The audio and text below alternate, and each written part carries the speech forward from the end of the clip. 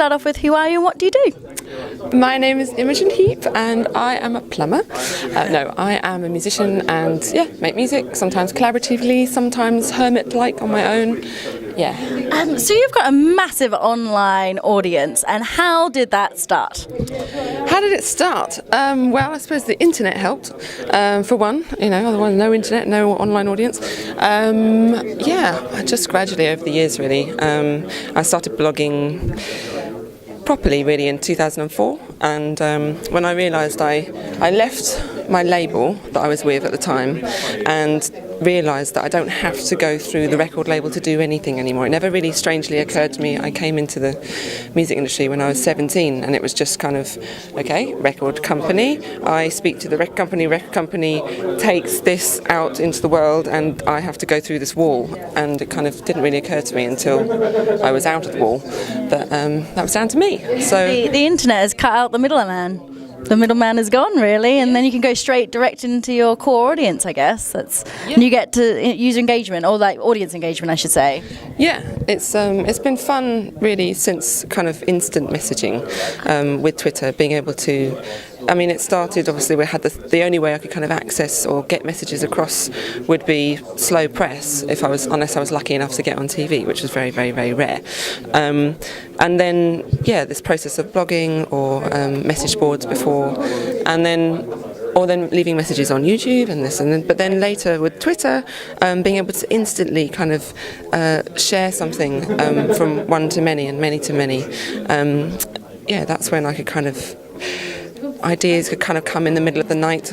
I could tweet it, and it becomes a reality already. Insomniac. Yeah, there's no kind of spontaneous. I'm very spontaneous, so if I have an idea, it goes onto Twitter, and then it becomes something that I can choose to live up to and go for, or I can choose to ignore, and people will be like, "What happened to that idea? I really liked it."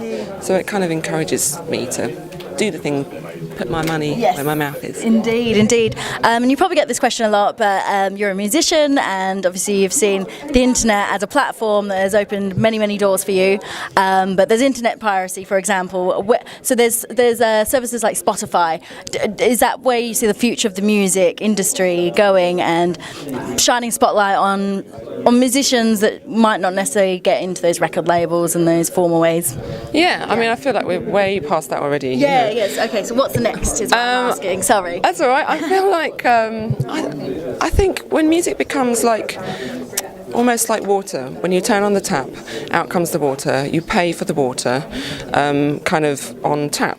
It goes, on direct debit, and you don't really see the exchange. And I think people have that relationship with music, that it's kind of on tap, that the kind of exchange now is a kind of rather strange thing when it is so free floating. So I think perhaps a nice communication between the internet service providers, musicians, record labels, film industry, everybody get together and let's sort it out. Yes. Microtransactions, fluid transaction that is, micro, small, tiny bit. Instead of kind of criminalising those who do share and love your music. And a lot of the times you can bring new audiences from that and hearing it. Oh, absolutely, without a doubt. That is the major plus, is that I wouldn't have had at all the reach nobody would have the reach that they have now. They hadn't seen on your YouTube channel or seen and shared it and said, "Oh, I saw this on a piece of music, on a video, on someone else's personal video."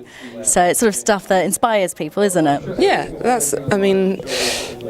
this is what's also exciting, is this kind of personal creative expression, like never before, this explosion of creativity for people who aren't musicians, who haven't been, don't have a studio or haven't been brought up playing the piano or whatever.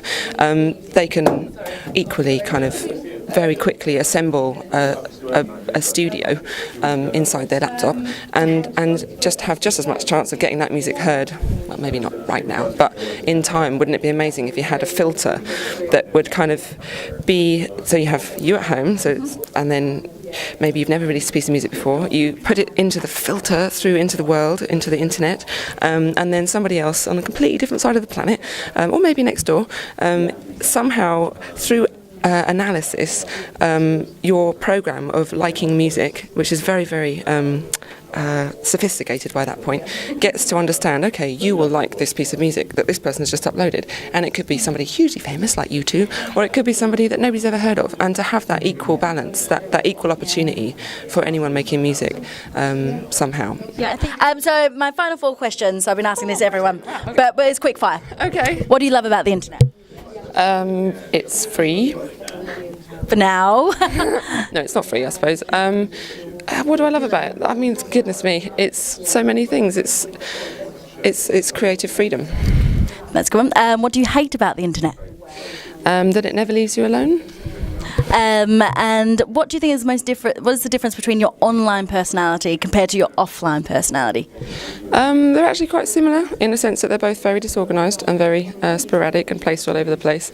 I'm trying to bring together, cohesify, if that's even a word, myself in my personal space and also on my online space. But they're actually quite similar. Cool.